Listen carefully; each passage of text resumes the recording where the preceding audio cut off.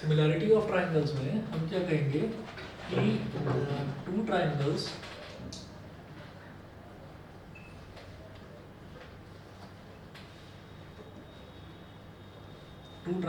are said to be similar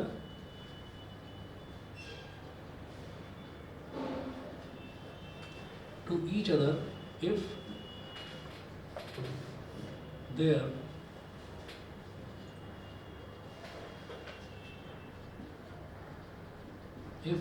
corresponding angles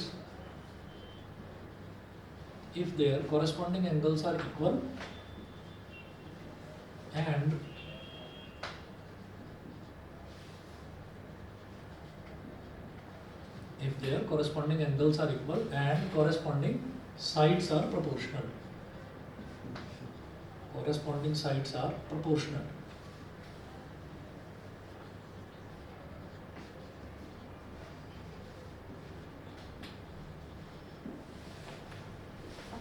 If their corresponding angles are equal and corresponding sides are proportional.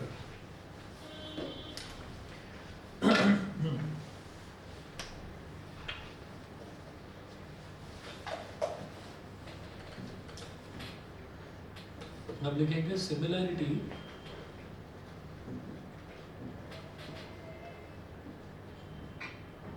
Criteria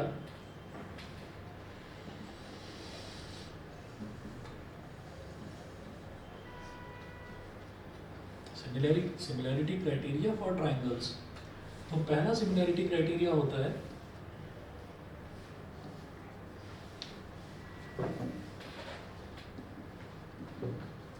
triple A और double A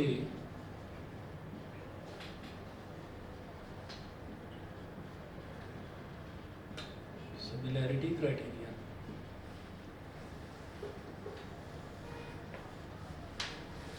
triple A और double A similarity criteria. तो ये क्या होता है कि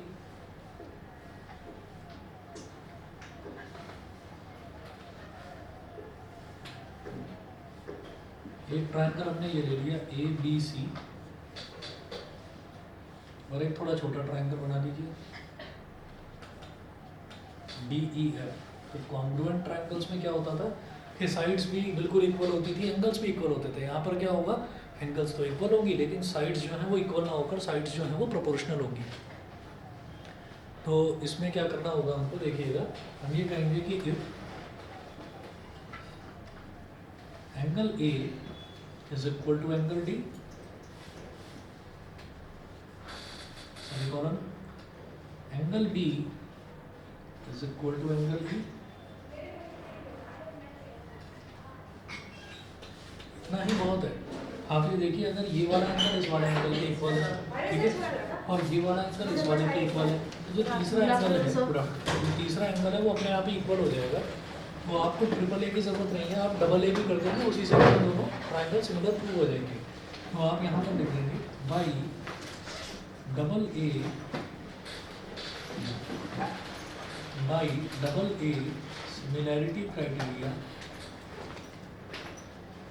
by double A similarity criteria triangle ABC is similar to triangle DEF. Triangle ABC is similar to triangle DEF.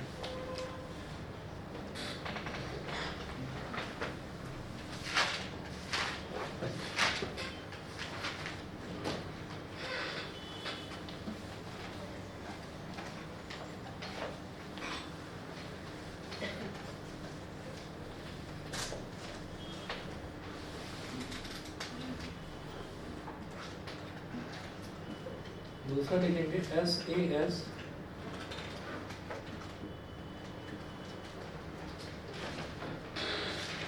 Similarity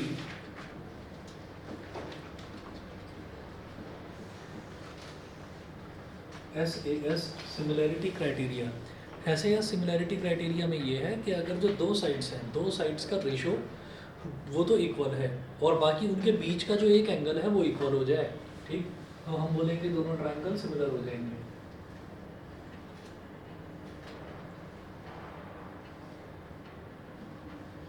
A B C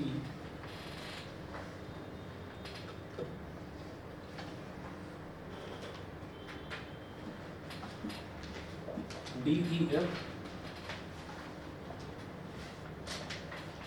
A B और D E ऐसे हो जाए, A B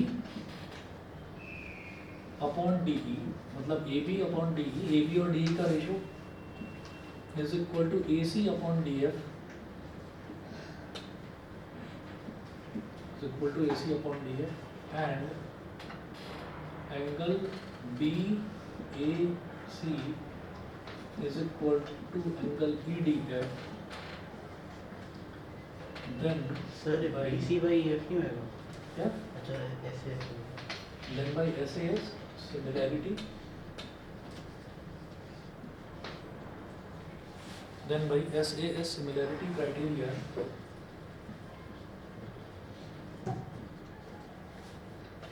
triangle ABC is similar to triangle DEF. ये हो गया।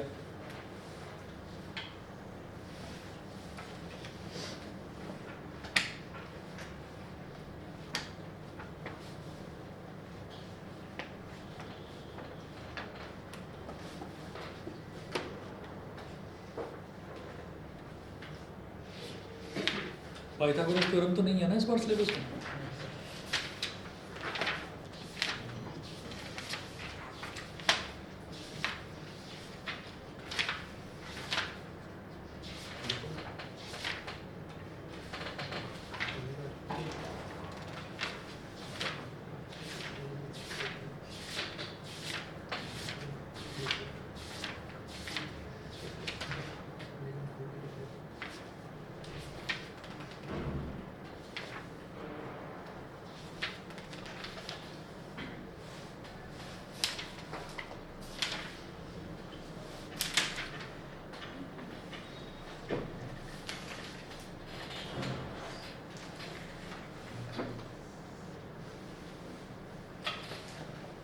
तीसरा लिखेंगे,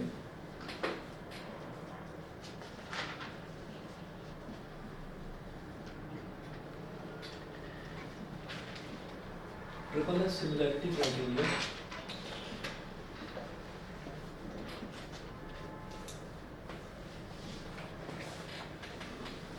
triple S similarity criteria, तो इसमें क्या है, इसमें कोई भी एंगल नहीं दे रखा होगा, बस साइड्स जो है वो तीनों की तीनों साइड्स वो प्रोपोर्शनल दे रखी होंगी, ठीक है। तो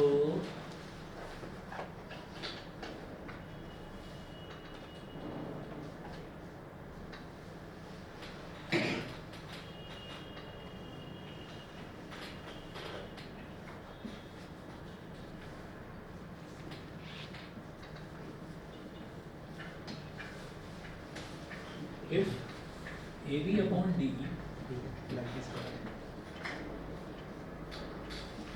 AB upon DE is equal to BC upon DF is equal to AC upon DF is equal to AC upon DF, then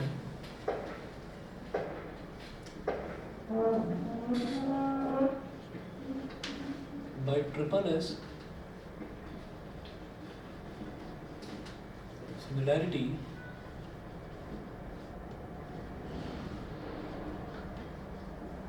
then by triple S AB upon DE is equal to BC upon EF is equal to AC upon DF, then by triple S similarity criteria, triangle ABC is similar to triangle DEF, triangle ABC और triangle DEF ये दोनों एक दूसरे के similar हो जाएंगे, ठीक है। तो तीन तो सिमिलैरिटी क्राइटेरिया ये हो गए, उसके अलावा यहाँ पर एक ना बेसिक प्रोपोर्शनैलिटी थ्योरम वो और उसका प्रूफ, ये दोनों बहुत इंपॉर्टेंट है, नोट कीजिएगा। Basic sir converse of basic proportionality है, वो भी है, अभी दोनों करवाते हैं। Basic proportionality theorem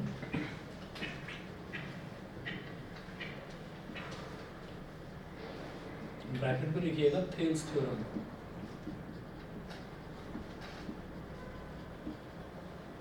basic proportionality theorem बोलो या थियरीज थ्योरम बोलो, दोनों सेम है। अच्छा, इसका जो स्टेटमेंट है वो एज इट इज आपको लर्न करके लिखना होगा। तो 5 मार्क्स क्वेश्चन में स्टेटमेंट के कितने मार्क्स है? एक minute.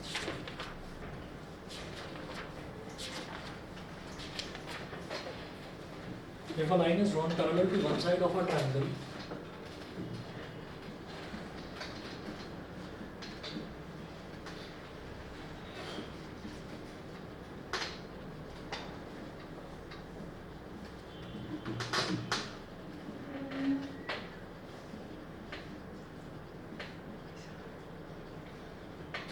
if a line is drawn parallel to one side of a triangle, intersecting the other two sides, one side of a triangle intersecting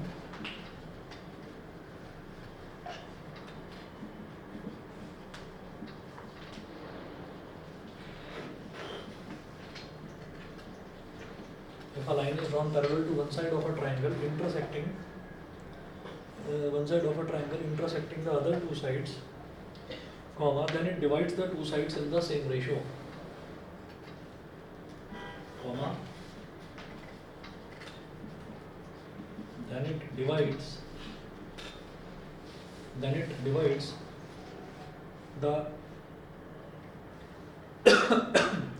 two sides in the same ratio.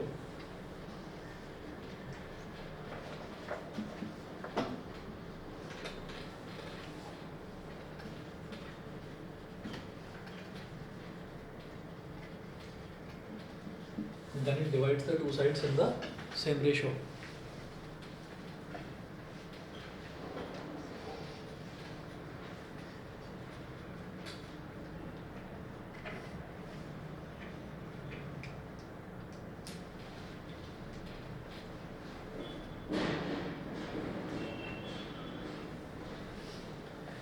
Divides the two sides in the same ratio. तो इसमें आप क्या करेंगे, एक triangle बना लेंगे इधर,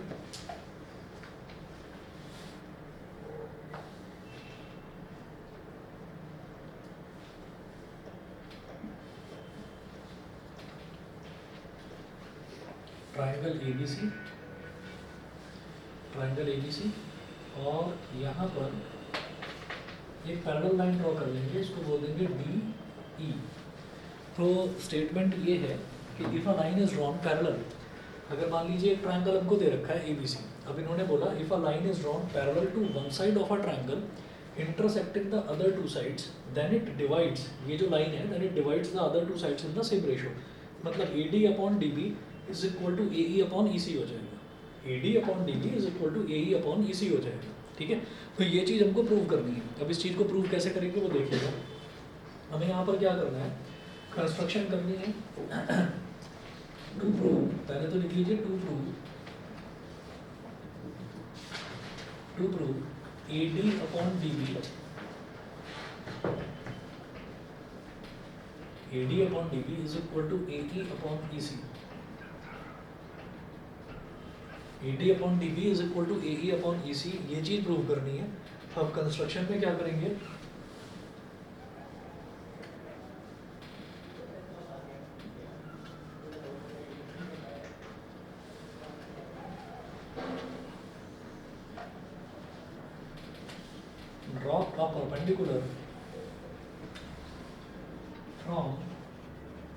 drop a perpendicular from D on AE, drop a perpendicular from D on AE, तो D से एक परपेंडिकुलर ड्रॉप करिए AE पर ऐसे,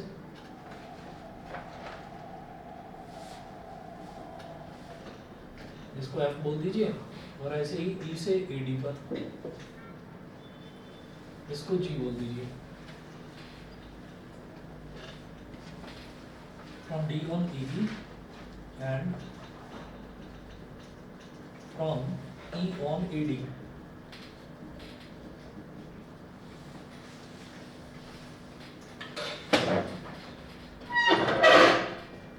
थोड़ा उसको उधर से खींच लेना, बस।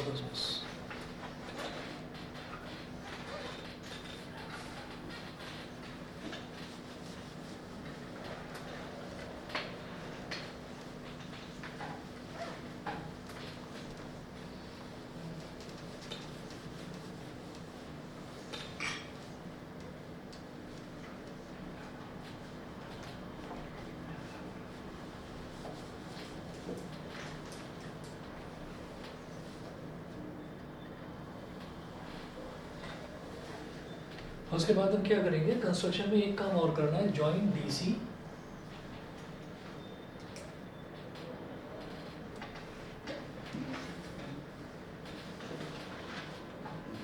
And BE, join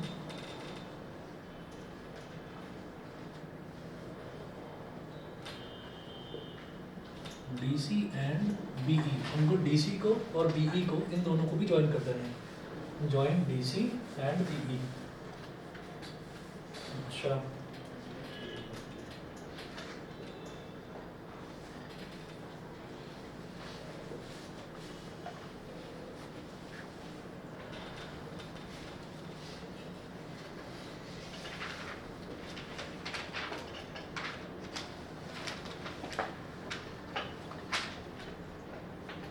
area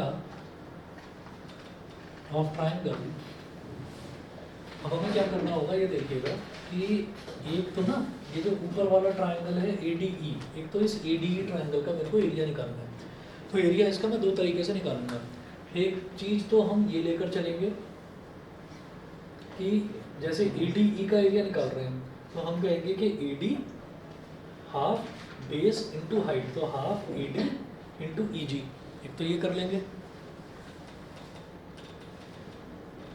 area of triangle ADE, अगर मैं ट्राइंगल ADE का एरिया निकाल रहा हूँ ना तो उसको ऐसे लिख सकता हूँ कि AR और ब्रैकेट में ट्राइंगल ADE, AR ब्रैकेट में ट्राइंगल ADE ऐसे लिखा जा सकता है।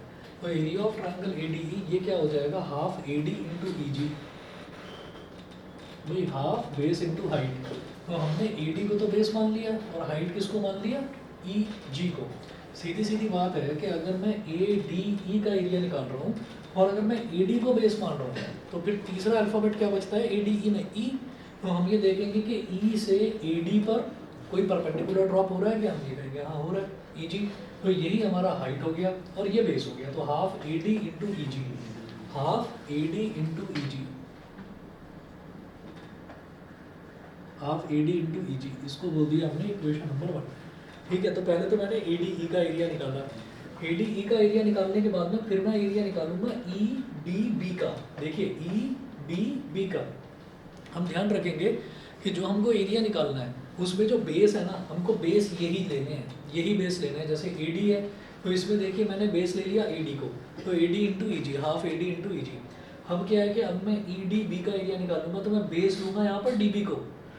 जब मैं EDB का एरिया निकाल रहा हूँ तो देखिए लिखिएगा यहाँ पर एरिया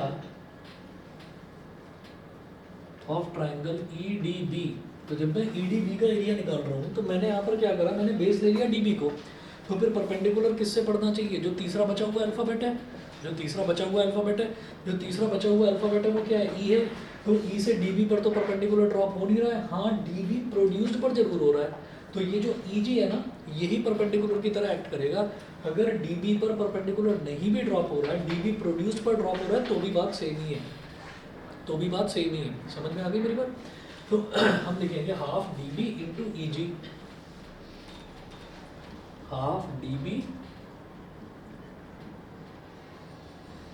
इंटू EG, ये हो गया हमारा इक्वेशन नंबर 2। अब मुझे क्या करना है कि इक्वेशन 1 को 2 से डिवाइड कर देना है। तो यहाँ लिखेंगे divide equation 1/2, divide equation 1/2। Equation 1 को 2 से डिवाइड कर दिया तो area of triangle ADE upon area of triangle EDB is equal to half ED into EG upon half DB into EG। याद रखिएगा जब मैं ट्राइंगल EDB का एरिया निकाल रहा हूँ तो DB को मैंने बेस ले लिया। हम परपेंडिकुलर किससे ड्रॉप होना चाहिए, बचे हुए अल्फ़ाबेट से। तो अल्फ़ाबेट बचा हुआ क्या है, E। तो E से DB पर नहीं हो रहा है परपेंडिकुलर, लेकिन DB प्रोड्यूस पर परपेंडिकुलर ड्रॉप हो रहा है, तो वही हाइट का काम करेगा। ठीक है, याद रखना इसको। मैं स्ट्रेस देकर इसलिए बता रहा हूँ क्योंकि इसका प्रूफ एग्जाम में पूछा जाता है। तो ये हमारे पास आ गया AD upon DB, AD upon DB, इसको बोल दीजिए इक्वेशन नंबर 3। यहाँ तक हो गया। उसके बाद क्या करेंगे, हम ट्राइंगल ADE का एरिया फिर से निकालेंगे। तो देखिएगा एरिया ऑफ ट्राइंगल ADE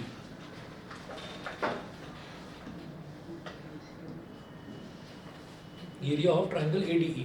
तो ADE का ट्राइंगल का जो एरिया मैंने निकाला, तो इस बार मैंने क्या करा था, पहली बार मैंने क्या करा था, मैंने AD को बेस लिया था, तो परपेंडिकुलर क्या हो गया था EG। अब मैं AE को बेस ले रहा हूँ, तो परपेंडिकुलर क्या हो जाएगा, यानी कि हाइट क्या हो जाएगा DF, ठीक है। तो यहाँ लिखेंगे half AE into DF।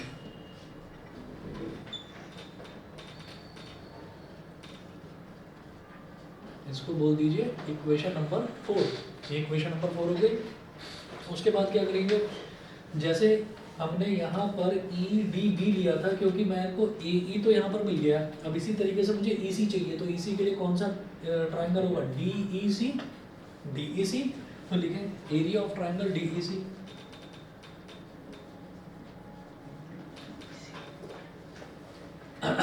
Area of triangle DEC is equal to half, अब मैं EC को ले रहा हूँ बेस, तो हाफ बेस यानी कि हाफ EC मल्टीप्लाइड बाई, अब D से परपेंडिकुलर EC पे तो ड्रॉप नहीं हो रहा है, लेकिन EC प्रोड्यूस्ड पर जरूर हो रहा है, तो EC इंटू DF, ये हो गया। उसके बाद हम इसमें ये कह सकते हैं कि जब ये हमको दे रखा है कि DE और BC दोनों पैरेलल लाइंस हैं, तो एक रिलेशन होता था पैरेलल लाइंस में, एक रिलेशन होता था ही area of triangles on the same base and between the same parallels are equal, वो दोनों इक्वल होते हैं। तो हम यहाँ पर लिखेंगे कि एरिया ऑफ ट्राइंगल EDB, यानी इधर ही लिख देंगे, ये जो DEC है ना, इस DEC की जगह EDB ही लिख देंगे, is equal to half EC into DF, equation number 5। और यहाँ पर ब्रैकेट में लिखेंगे since area of triangle DEC is equal to area of triangle EDB,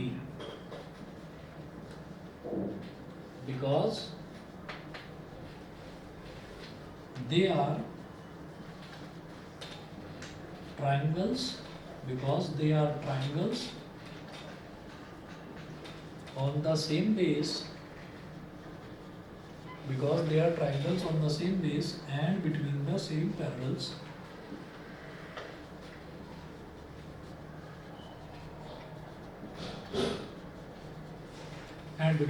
parallels, DE and BC।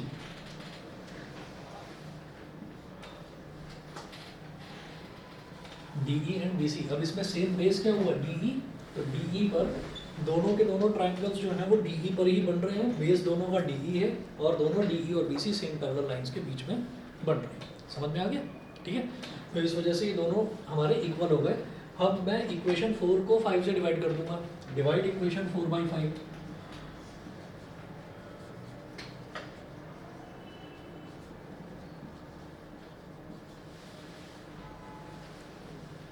Sir आप पहले डिवाइड करके उसके बाद AE upon EC equal to AE upon DB के लिए लिख सकते हो। हाँ, तो वही तो कर रहा हूँ, पहले डिवाइड कर रहा हूँ। सर पहले डिवाइड करके जो आपने लिखा है ना, हाँ। ये इक्वेशन 5, तो ये पहले डिवाइड करने के बाद AE अपॉन EC को लिख सकते हो। कैसे लिख सकते हैं? तो पहले मैंने डिवाइड कर लिया। आपने ED और DEC को डिवाइड करा है, तो ADE और DEC को डिवाइड करा है, तो फिर दोनों इक्वल नहीं होंगे, आपको ADE और EDB को डिवाइड करना होगा भाई, तभी तो मेरी लेफ्ट हैंड साइड अभी इक्वेशन 3 है, ऐसे मेरे को इक्वेशन 6 मिलने दो जरा। तो देखो मैं इसको इससे डिवाइड करूँगा, ठीक है। तो डिवाइड इक्वेशन 4 बाई 5, भाई किसी भी दो चीज़ों को इक्वल तभी तो लिखा जा सकता है जब उनकी एटलीस्ट एक साइड तो इक्वल हो। तो अब मैं लेफ्ट हैंड साइड देख रहा हूँ कि लेफ्ट हैंड साइड इक्वल होगी, तो RHS अपने आप ही इक्वल हो जाएगी।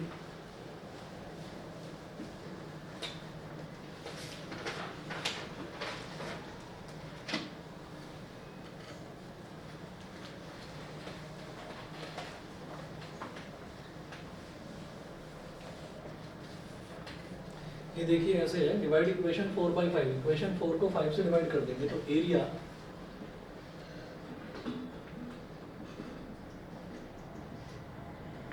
Of triangle ADB upon area of triangle EDB is equal to half AE into DF upon half EC into DF। इधर डी एफ से डी एफ कट गया, half से हाफ कट गया, तो ये क्या आ गया ए ई अपॉन ई सी। अब ये हमारे पास हो गई इक्वेशन नंबर 6। अब इक्वेशन 6 को और इक्वेशन 3 को अब इनको इक्वेट करा जा सकता है। कैसे? क्योंकि आप ये देखिए कि लेफ्ट हैंड साइड इक्वेशन 3 की लेफ्ट हैंड साइड क्या हो गई A D E upon E D B, और 6 की भी लेफ्ट हैंड साइड क्या हो गई A D E upon E D B. तो अब दोनों इक्वेशंस की लेफ्ट हैंड साइड तो इक्वल आ गई ना, तो राइट हैंड साइड अपने आप ही इक्वल आ जाएगी। समझ गए? ठीक है, तो मैं लिखूंगा comparing equation 3 and 6। Comparing equation 3 and 6। Equation 3 का लेफ्ट हैंड साइड भी यही है, area of triangle ADB upon area of triangle EDB, और इसका लेफ्ट हैंड साइड भी यही है, तो राइट हैंड साइड भी इक्वल हो गई AD upon DB is equal to AE upon EC.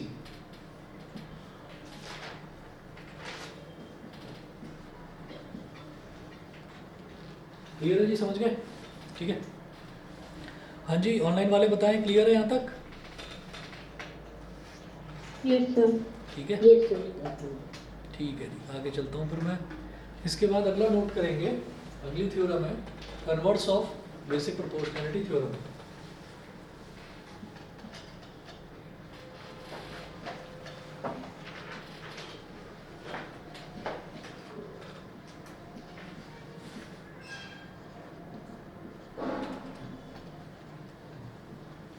Converse of basic proportionality theorem.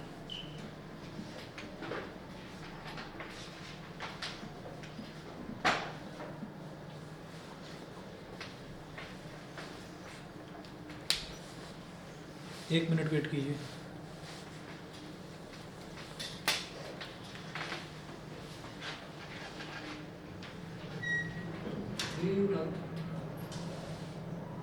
Late हो गया? उसके बाद फिर ऐसा करना।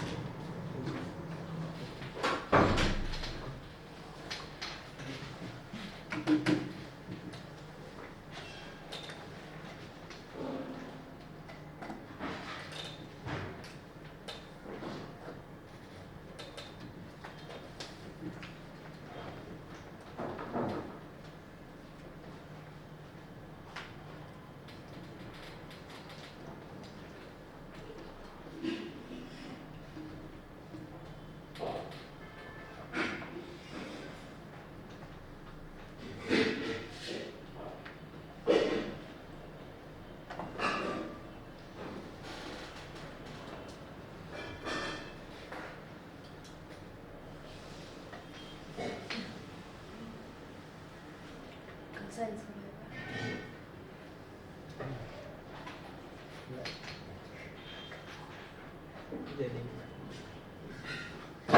शिवा पर पावक। शिवा मिला दे।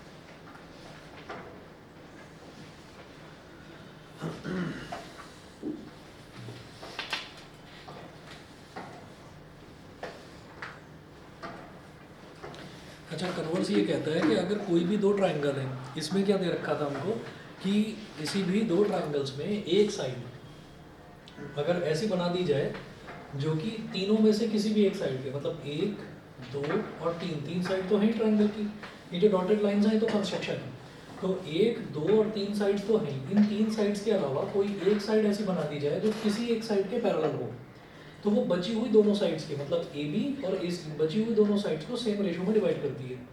कन्वर्स का मतलब है इसका उल्टा। कि अगर एक साइड मतलब इधर वाली साइड जैसे मान लीजिए AD और DB और AE और EC अगर ये इक्वल दे रखा हो तो फिर DE और BC दोनों पैरेलल होंगी, ठीक है ना। तो हमको ये चीज़ उल्टा प्रूव करना है इस बार। पहले क्या दे रखा था कि DE BC के पैरेलल है तो AD upon DB AE upon EC के इक्वल हो गया है। ये तो करा था BPT में प्रूव, बेसिक प्रोपोर्शनैलिटी थ्योरम में प्रूव। अब इसका उल्टा करना है। तो स्टेटमेंट सर इसमें उल्टा एज्यूम करके चलना है। नहीं, अज्यूम नहीं करके चलना।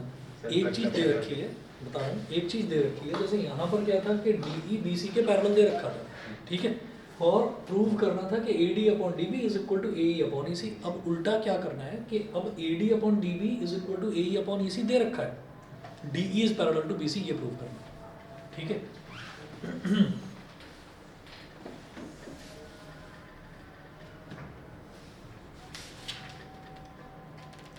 हाँ जी, इसका स्टेटमेंट लिखे, if a line divides any two sides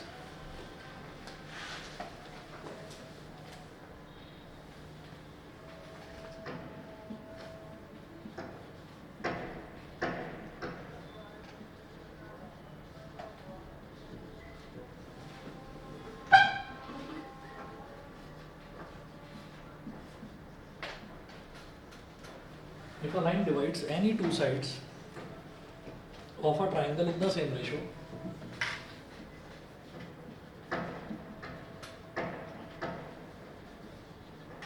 any two sides of a triangle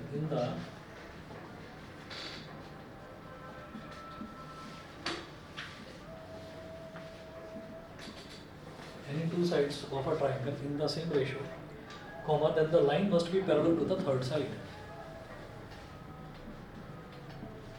Then the line must be parallel to the third side.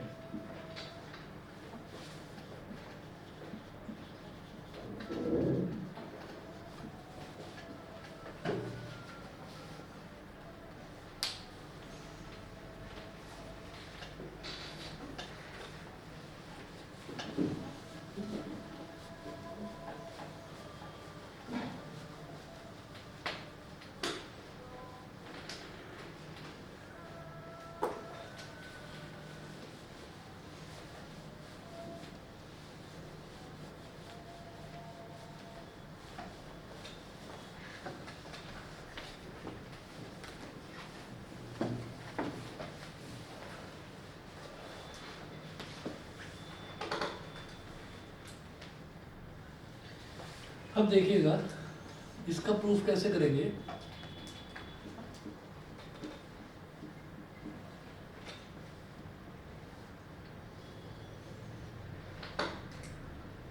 एक ही ट्राइंगल है हमारे पास ABC, ABC एक ही ट्राइंगल दे रखा है ABC। अब आप ये देखिएगा कि इसमें कोई एक साइड है, ये साइड दे रखी है DE, ठीक है। तो यहाँ पर इस बार मेरे को जो है गिवन जो है वो ये है कि AD upon DB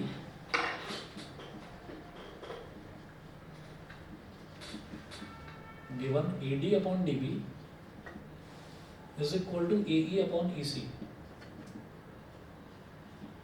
AD upon DB AE upon EC के इक्वल दे रखा है, ये चीज है। और प्रूव क्या करना है,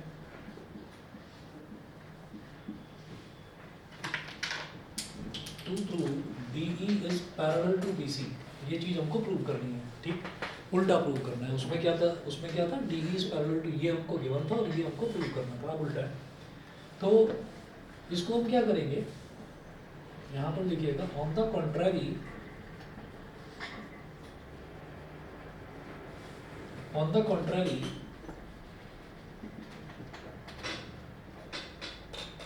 let us assume that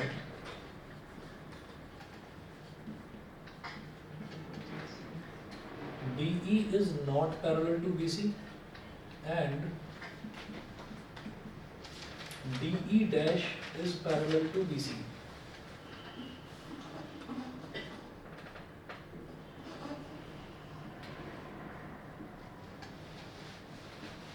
DE dash is parallel to BC.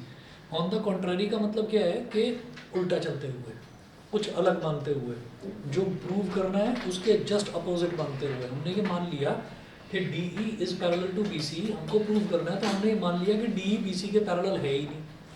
समझ रहे हैं?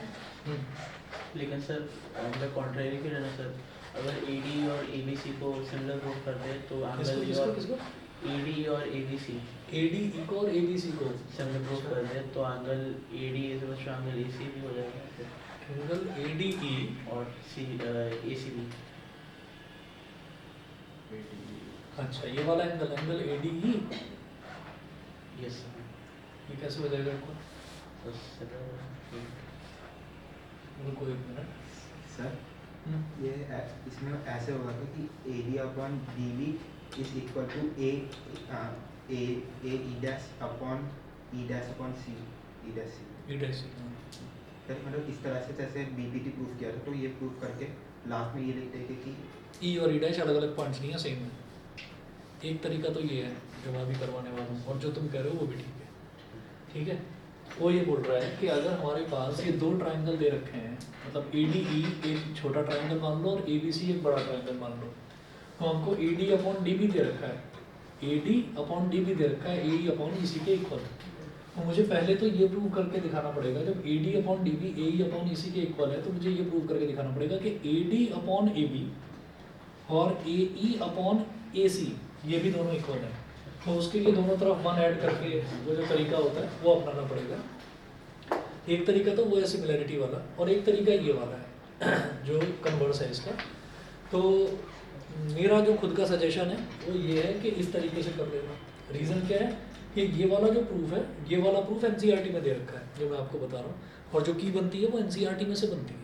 तो इसलिए सिमिलैरिटी वाला गलत नहीं है, वो भी पूरी तरह से ठीक है। उसमें आप ये बता दोगे कि ये वाला एंगल इस वाले एंगल के बराबर आ रहा है, आप इसके बता रहे थे इसके नहीं आएगा, ये वाला एंगल इसके बराबर आएगा, और ये दोनों एंगल कॉरस्पॉन्डिंग एंगल्स हो जाएंगे। जब वो इक्वल है तो लाइंस पैरेलल ही होगी।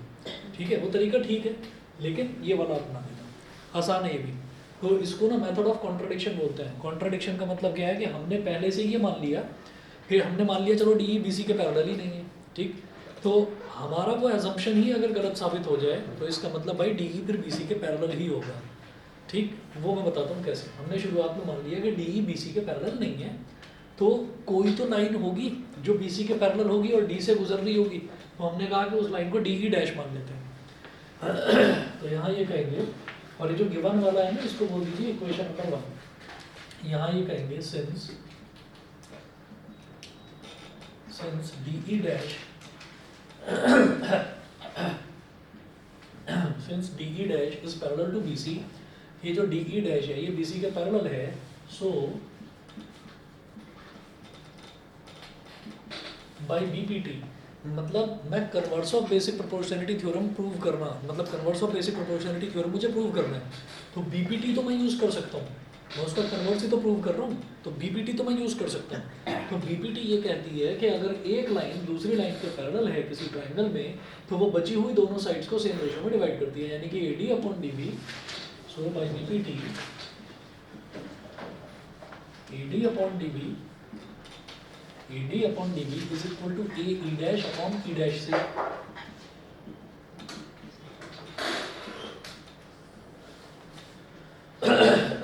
AE dash upon E dash C, ये हो गया। अच्छा, तो अब हम ये करेंगे, ये हो गई equation number 2। Comparing first and second,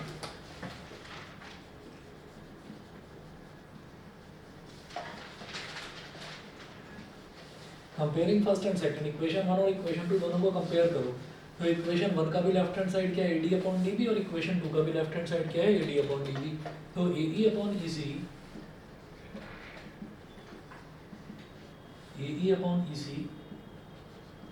is equal to AE dash upon EC, EC से EC कट गया, तो AE is equal to AE dash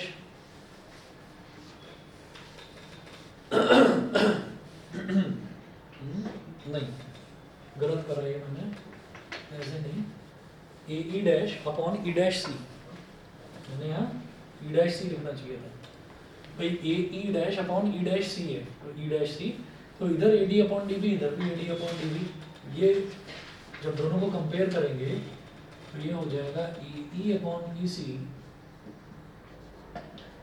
is equal to A E dash upon E dash C. यहाँ तक बता दीजिए, clear है?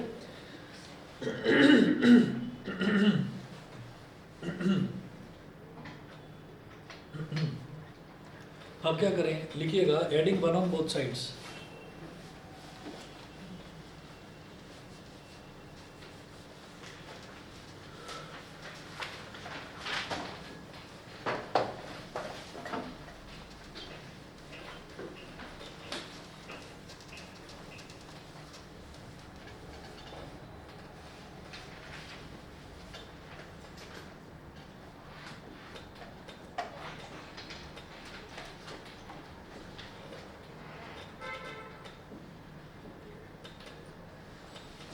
Adding one on both sides, तो ये जो इक्वेशन है इसमें वन को दोनों तरफ ऐड कर दो, तो A E upon E C plus one,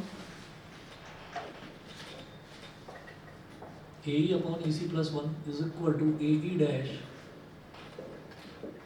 upon E dash C plus one.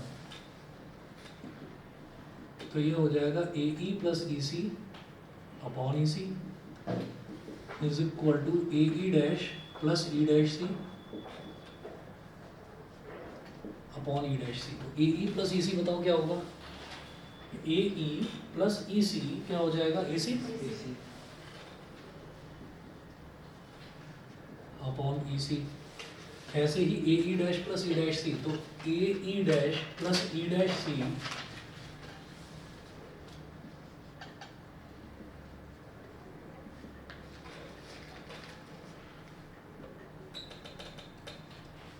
A E dash plus E dash C, ये भी ए सी के इक्वल हो जाएगा। तो दोनों का न्यूमरेटर सेम है, ए सी आ गया, तो इसके न्यूमरेटर से इसका न्यूमरेटर कट गया और दोनों तरफ रेसिप्रोकल ले लीजिए। Taking reciprocal on both sides, दोनों तरफ रेसिप्रोकल ले लिया, तो E C is equal to E dash C. It implies that E and E dash are same points. E and E dash are same points. दोनों अलग अलग point है ही नहीं, ठीक है? This implies that DE dash is parallel to BC is the same as DE is parallel to BC. Proved. मतलब आपने DE dash को DC के पैरेलल माना था, और जब E और E डैश सेम पॉइंट्स हैं तो DE डैश की जगह DE लिख दो। जब E और E डैश सेम ही पॉइंट्स हैं तो DE is parallel to BC हो गया। बताइए जी, क्लियर है? सभी को क्लियर है? ठीक है, इतना करिए। फिर अब इसके क्वेश्चंस करते हैं, और ये ना दोनों रट लेना, बेसिक प्रोपोर्शनलिटी थ्योरम का प्रूफ और कन्वर्स ऑफ बीपीटी का, दोनों में से एक प्रूफ जरूर आएगा बोर्ड के एग्जाम में, तो दोनों को अच्छे से रट लेना। मैं भी जब आपका फुल सिलेबस टेस्ट दूंगा, इन दोनों में से कोई एक चीज़ और डालूंगा। इसमें बीपीटी प्रूफ करने का तो प्रूफ बिना करे भी कर सकते हैं। हाँ, इसमें बीपीटी प्रूफ नहीं करना, क्योंकि मैं कन्वर्स ऑफ बीपीटी प्रूव कर रहा हूँ ना, तो बीपीटी तो मैं यूज़ कर ही सकता हूँ, ठीक है? चलिए जी, ओके। शाम वाले मैच में मैं इलेक्ट्रिसिटी का रिविजन करवा रहा हूँ, जिसको आना हो आ सकते हैं उसमें, ठीक है? चलिए जी।